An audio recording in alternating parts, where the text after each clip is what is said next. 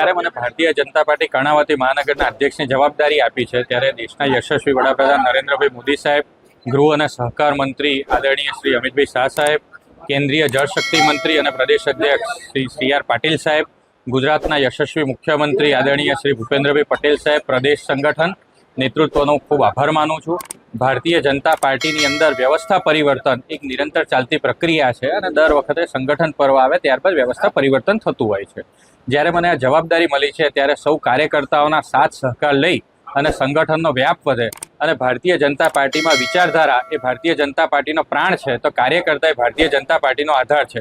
સૌ કાર્યકર્તાના સાથ સહકારથી ભારતીય જનતા પાર્ટીની વિચારધારાનો વ્યાપ વધે અને આવનારા સમયની અંદર કર્ણાવતી મહાનગર સંગઠન વધારે મજબૂત થાય અને આવનારા સમયની અંદર જે કોઈ પણ ચૂંટણી આવે એની અંદર ખૂબ મોટી રીતે વિજય બનાવી એ પ્રકારનો અમારો પ્રયત્ન રહેશે। જી, સૌ પ્રથમ તો આવનારા સમયની અંદર દરેક વિધાનસભા વાઇઝ અમારે પરિચય બેઠકો કરીશું અને ત્યારબાદ અમે આગળના કાર્યક્રમો તરફ પ્રયાણ કરીશું।